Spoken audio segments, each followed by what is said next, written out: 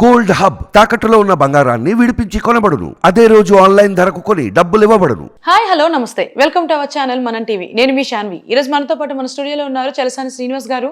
మరి ఆయనతో మాట్లాడి ప్రస్తుత రాజకీయాల గురించి తెలుసుకుందాం. హాయ్ సార్, నమస్తే. నమస్కారం అండి. నమస్కారం అందరికి. సో ఇప్పుడు చూసుకుంటే ఢిల్లీ లిక్కర్ స్కామ్ అనేది రోజుకు ఒక కొత్త రంగు పులుముకుంటుంది. మరి ఢిల్లీ లిక్కర్ స్కామ్ లో కీలకంగా వినిపిస్తున్న పేరు కవిత గారు. మరి కవిత గారిని ఆల్రెడీ ఈడీ వాళ్ళు అరెస్ట్ చేశారు, మరి నిన్న సిబిఐ వాళ్ళు కూడా అరెస్ట్ చేశారు. మరి ఎందుకు, దీనికి కారణం ఏంటి? మోడీ గారు అండకో కక్ష సాధింపు చర్యలో భాగంగా ఆవిడ నిందితురాలు, నేరస్తురాలు కాదు. ఆవిడ నేరం చేశారని కానీ చేయలేదు కానీ చెప్పడానికి వీఆర్ నాట్ హియర్.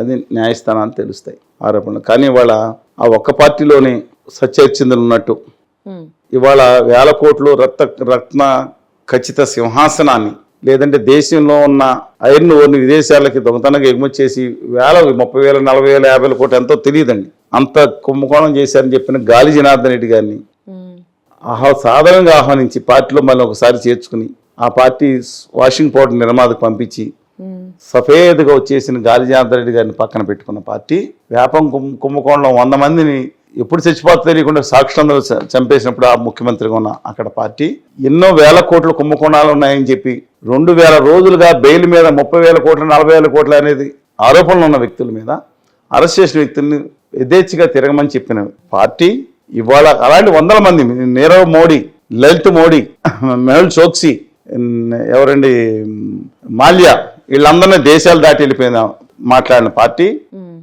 ఇవాళ తీసుకొచ్చి ఒక కక్షాంతరో తెలుగు బిడ్డ, ఎస్ ఆవిడ కానీ ఆవిడ పార్టీలో వాళ్ళ నాన్నగారు కానీ కోస్తా రాయలసీమ ప్రజలను తిట్టిన దాని మీద నాకు బాధగా ఉంది. డెఫినెట్గా ఇవాళకి బాధగా ఉంది. ఒకే తెలుగు తల్లి బిడ్డలను తప్పుగా మాట్లాడారు. ఇవాళ అలాంటి పార్టీ ఒకప్పుడు ఆ పార్టీను బీజేపీ అలయన్స్లో ఉన్న ఇండైరెక్ట్ అలయన్స్ కాంగ్రెస్ని దెబ్బ కొడతానికి అనుకున్నారు.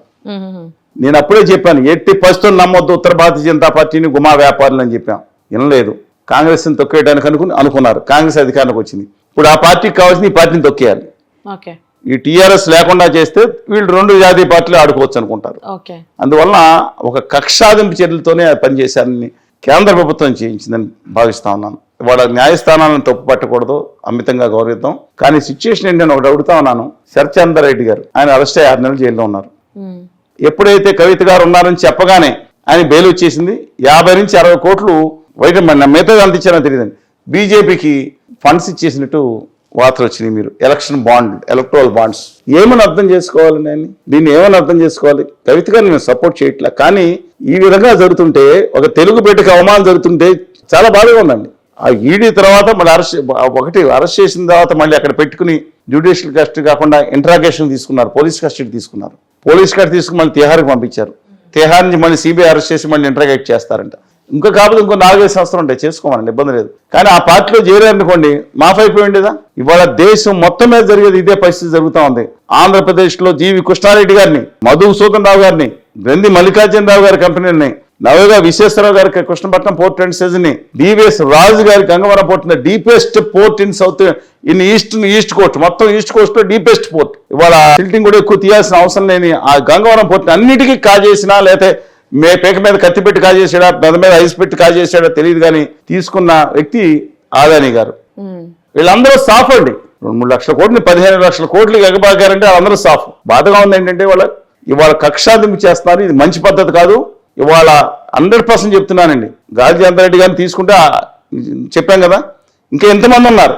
డెఫినెట్గా కాలం సమాధానం చెప్తుంది. ఇంత ఎమర్జెన్సీ లాంటి పరిస్థితులు ఎప్పుడు రాలా. మంచి చాకు లాంటి కుర్రాళ్ళందరూ కేంద్ర ప్రభుత్వ సంస్థలు చేరతారు ఎంతో సదుద్దేశాలతో.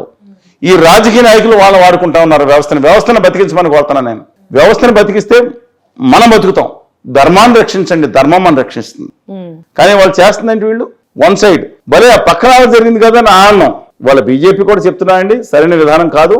తెలంగాణకి న్యాయం చేసి రాష్ట్రంలో అధికారంలో రావాలని కోరుకోవాలి.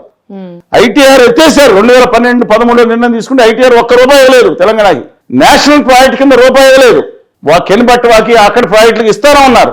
తెలంగాణకి ఖచ్చితంగా అన్యాయం చేశారు. కృష్ణా జలాల విషయంలో నమ్మకద్రోహం, మోసం చేశారు. మిగిలిన జలాల విషయంలో పోయకుండా ఆంధ్రప్రదేశ్ తెలంగాణకి తొంపులాట పెట్టారు మోడీ గారు తీసుకొచ్చి. అంతకుముందు మాత్రం వ్యతిరేకంగా ట్రిబ్యునల్లో కోర్టులో కేసేశారు తెలంగాణకు వ్యతిరేకంగా. తెలంగాణకు వ్యతిరేకంగా సుప్రీంకోర్టులో మిగులు జలాల మీద అనుకూలంగా మనకి ఇవ్వకుండా వ్యతిరేకంగా చేశారు. ఇంత చేసి ఒక్క ఫ్యాక్టరీలు రానివ్వకుండా లక్షల కోట్ల ఫ్యాక్టరీలు గుజరాత్లో తరలించుకుపోయారు. ఏ విధంగా తెలంగాణ కానీ లేదా ఆంధ్రప్రదేశ్ కానీ ఏ విధంగా తక్కువ గుజరాత్ కంటే, ఏ సదుపాయాల విషయంలో తక్కువ. టెక్నాలజీ తెలిసిన నిపుణులు ఉన్నారు, యువతరం ఉంది, పనిచేసి కష్టం పనిచేసి యువతరం ఉన్నారు. దెబ్బ కొడితే లక్షల కోట్లని తీసుకెళ్లిపోయారు, అక్కడ పెట్టారు.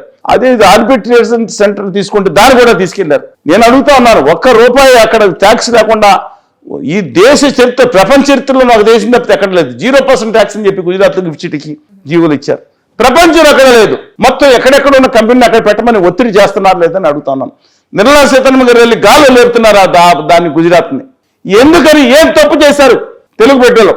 సో ఇప్పుడు కవిత గారి మీద కక్ష సాధింపు వల్లనే ఆవిడకి ఈ పరిస్థితి వచ్చింది అంటున్నారు.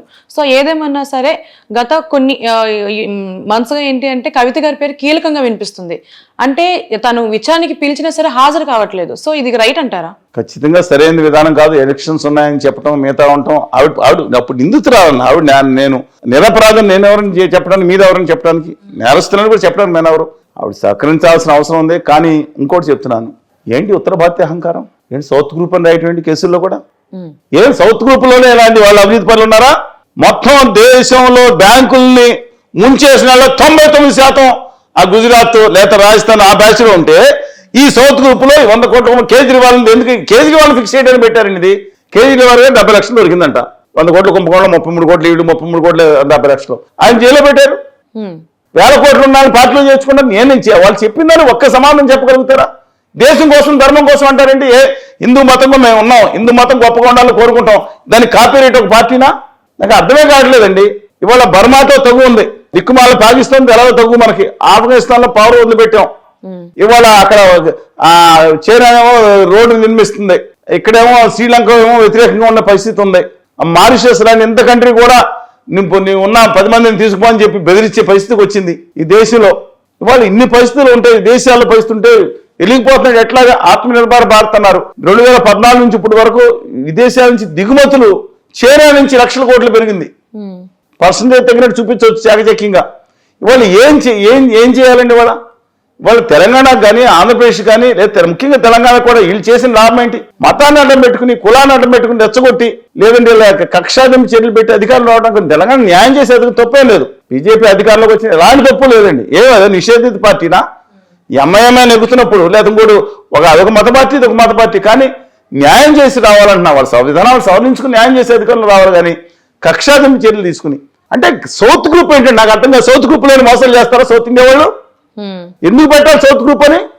నార్త్ గ్రూప్ అని పెట్టారు 2000 గుజరాతీ గ్రూప్ లో రాశారా? గుజరాతీ గ్రూప్ లోని కేసుల్లో పెట్టారు. ఎక్కడెక్కడ గుజరాతీ బ్యాచ్ అని, లేదా ఉత్తర బ్యాచ్, లేదా western batch, west India company అని రాశారా? ఏ కేసు పెట్టొచ్చని కేసు? సౌత్ గ్రూప్ దక్షిణ భారతదేశాన్ని అవమానిస్తారా? చూద్దాం ఏం జరుగుతుందో. చూడాలి ఢిల్లీ లిక్కర్ స్కామ్ విషయం ఎంతవరకు వెళ్తుంది అనేది. Thank you so much sir. నమస్కారం.